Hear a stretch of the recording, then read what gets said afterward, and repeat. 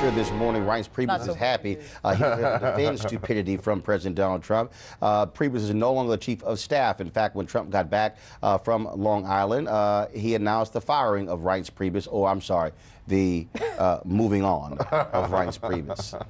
Yeah. Reince is a good man.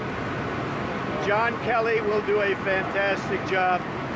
General Kelly has been a star, done an incredible job thus far, respected by everybody, a great, great American. Reince Priebus, a good man.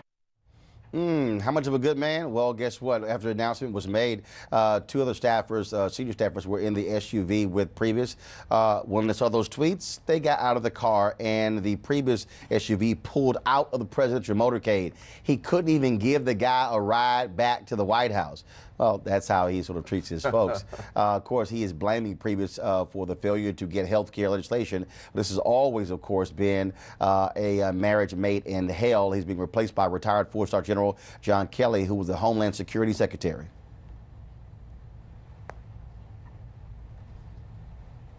Now, as far as John Kelly, he's going to be great. Keeping things organized, keeping everyone in their lane, controlling flow of information in and out of the Oval Office. Well, let's see if that actually happens. He's supposed to bring some discipline to this administration. The one thing it does not have. Good luck with that, John Kelly. Let's talk about this right now, of course, with Associated Press reporter. She, of course, has been covering the White House, Darlene Superville. Darlene, how you doing? Good, how are you? All right, so if you're Reince Priebus this morning, you're probably saying, thank God I do not have to go into the White House. Look, this is the one job I don't think anybody wants, trying to wrangle this wild White House with Scary Moochie and Steve Bannon and all of these folks in the White House. Well, Reince is going to be around for a couple of weeks. He's going to work on a transition with General Kelly. But the big question is whether or not General Kelly can actually bring discipline to the White House, as you mentioned in your opening. There are so many different people that can go straight to the president, and that was a problem that Mr. Priebus had in his role as chief of staff. And then the most undisciplined person is the president. That's the other factor in this equation. Will the president empower General Kelly to do the job that he needs to do in order to bring stability and structure to the White House operation? He might be a four-star general, retired, and Trump supposedly respects the generals. But look, he didn't respect Mattis and others when it came to the transgender ruling. They had no idea it was coming down. I mean, you can see numerous examples. And let's talk about Kelly. When the initial Muslim travel ban came down, he had no idea. He heard about it getting a tweet or an email. That's true, and at the time, remember, he was Secretary of the Department of Homeland Security. So he wasn't actually physically in the White House where he could be involved in all the policy making and that kind of thing. Now he's actually going to be in the White House and can be. The hope is that he'll be able to assert some more control over the operation by physically being there. I say this was a marriage made in hell primarily because it was Priebus who called for Trump to drop out of the race after the comments came out where he talked about grabbing women by the vagina and also just doing whatever. And so Trump never really liked the guy. Mr. Priebus had problems from the beginning, going back to that, suggesting that Donald Trump drop out of the race, the different people, the daughter, the son-in-law, all of those who have walk-in privileges to the Oval Office, they didn't have to report to Mr. Priebus. They could go straight to the father, the father-in-law, the president, and do what they wanted. So the information, the people, it just never, all the lanes didn't flow to him. They flowed elsewhere. And now what seems to be the hope is that everyone will report to General Kelly.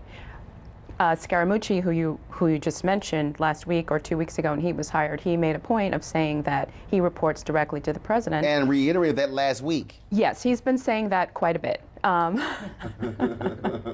so one thing that we're all going to be looking for is whether he will still continue to report to the president or whether General Kelly will be able to rein him in a little bit.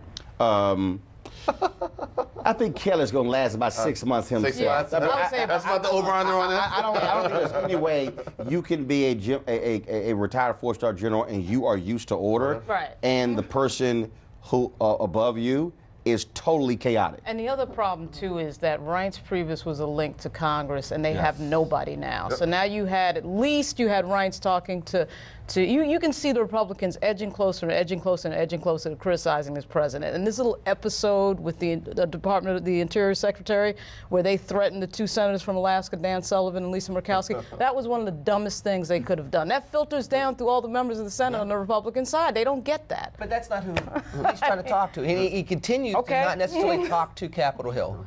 He's still going out there. He went to Youngstown, Ohio. Who is he talking to? He's talking to people, same people that voted for him. What is he doing? He's still campaigning.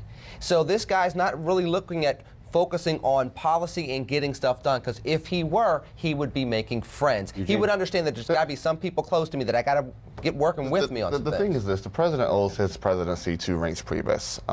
In those last, 60 days, 4 folk that got him elected.